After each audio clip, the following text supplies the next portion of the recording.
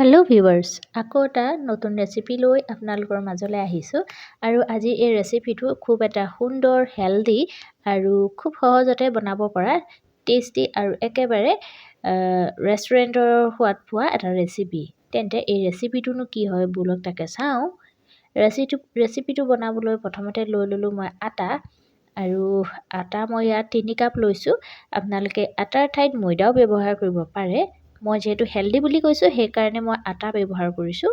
লগতে দিলোঁ অকণমান নিমখ আৰু এতিয়া দিম ইয়াতে অকণমান চেনি, প্ৰায় হাফ টিস্পুনৰ সমান।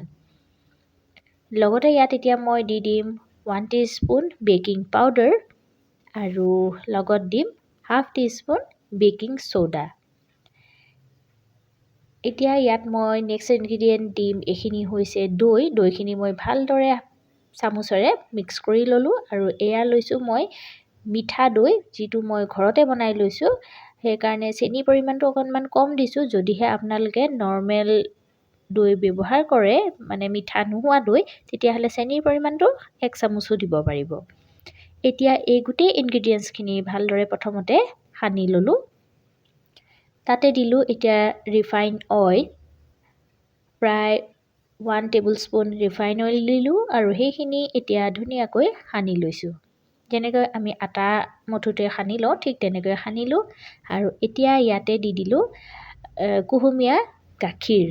এইখিনি অলপ অলপকৈ দি গোটেই আটাখিনি ভালদৰে মঠি ল'ম, যেনেকৈ আমি ৰুটি বনাবলৈ আটা মঠি লওঁ ঠিক তেনেকৈ। আৰু এয়া এটা খুব ছফ্ট ডো মোৰ ৰেডি হৈ গ'ল আৰু ভালদৰে সানি লোৱাৰ পিছত ডোটো মঠি লোৱাৰ পিছত এতিয়া এখন ঢাকনি ল'ম বা এখন থাল ল'ম আৰু ঢাকি দিম। আৰু তাৰ আগতে ইয়াতে মই প্ৰায় 1 টিস্পুন ৰিফাইন অইল সানি ল'লোঁ গোটেই ডোটোৰ ওপৰত, যাতে ডোটো শুকাই বা নাযায় আৰু যাতে টান হৈ নাযায়। আৰু এতিয়া এখন থাল বা এখন প্লেটেৰে এই ডোটো ঢাকি থৈ দিম প্ৰায় 20 মিনিটৰ কাৰণে। আৰু এয়া মোৰ 20 মিনিট হৈ গ'ল আৰু দেখা পাইছে ডোটো খুব ধুনীয়া এটা ছফ্ট হৈ আছে, যিহেতু মই ধুনীয়াকৈ মঠি ল'লোঁ। আৰু এতিয়া এইটো সৰু সৰুকৈ কিছুমান বল বনাই ল'ম, যেনেকৈ আমাৰ ৰুটি বনাবলৈ বল বনাই লওঁ ঠিক তেনেকৈয়ে সৰু সৰু বল বনাই ল'ম। নানকেইখন বনাবলৈ অকণমান আটা লগাই ল'লোঁ আৰু নানৰ শ্বেপ দি ধুনীয়াকৈ বেলি লৈছোঁ।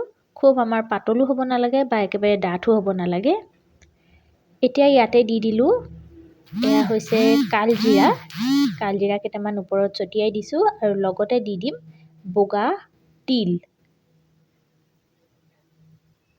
তিল আৰু কালজিৰা দি ল'লোঁ আৰু লগতে এতিয়া দিছোঁ অকণমান নহৰু পেষ্ট বা পাতলকৈ ৰুকি ল'লেও হ'ব নহৰু, আৰু সেইখিনি দি অকণমান বেলি ল'লোঁ যাতে গোটেই নানখনত বস্তুখিনি ধুনীয়াকৈ লাগি যায়।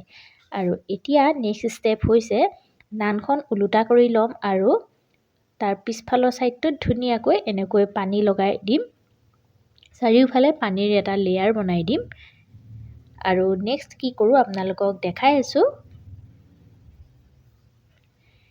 এতিয়া এখন লোহাৰ টাৱা গৰম কৰি ল'লোঁ আৰু যিটো ছাইড পানী লগাইছিলোঁ সেইটো ছাইড লোহাৰ টাৱাখনৰ ছাইডে দিছোঁ, অৰ্থাৎ তলৰ ছাইডে যিটো পানী আছিলে পানী থকা ছাইডটো টাৱাখনৰ ফালে দিছোঁ, যাতে টাৱাখনত ধুনীয়াকৈ নানখন লাগি ধৰে। আৰু সেইকাৰণেই পানী ব্যৱহাৰ কৰা হয়, যাতে ধুনীয়াকৈ নানখন লাগি ধৰে। আৰু দেখা পাইছে ধুনীয়াকৈ বাবলছ উঠি আহিছে। আৰু যেতিয়া বাবলছ উঠি আহিব তেতিয়াই আমি নানখন এনেকৈ জুইৰ ওপৰত যিটো ষ্টিম, সেই ষ্টিমটোত এনেকৈ সেকি দিম। আৰু এয়া মোৰ নানখন হৈ গ'ল। আপোনালোকক দেখাই দিছোঁ পিছফালৰ ছাইডটো। এয়া চাওক ধুনীয়াকৈ পিছফালৰ পৰাও ধুনীয়াকৈ সিজি আহিলে আৰু নানখন হৈ গ'ল। আৰু মই বাকী গোটেই নানখিনি ধুনীয়াকৈ বনাই ল'লোঁ আৰু এতিয়া ইয়াতে দি দিছোঁ বাটাৰ। যিহেতু মই বাটাৰ গাৰ্লিক নান বনাইছোঁ, সেয়েহে নানখনত মই বাটাৰ এপ্লাই কৰিছোঁ। আৰু নহয়নে খুব এটা সুন্দৰ, হেল্ডি আৰু খুব সহজতে বনাব পৰা ৰেচিপি। ল'ৰা ছোৱালীয়ে খায়ো খুব ভাল পাব, যিহেতু ময়দা আমাৰ স্বাস্থ্যৰ কাৰণে খুব এটা ভাল নহয় বুলি আমি সকলোৱে জানো।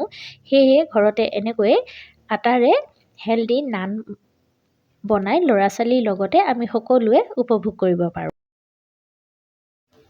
আশা কৰোঁ ভিডিঅ'টো চাই সকলোৱে ভাল পালে আৰু পৰৱৰ্তী আকৌ এটা নতুন ভিডিঅ' লৈ আপোনালোকৰ ওচৰলৈ আহিম।